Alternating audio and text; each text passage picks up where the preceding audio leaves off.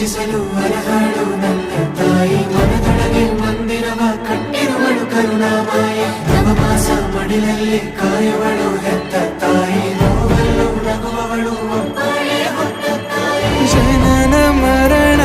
ಜಗದ ಸಂತೆ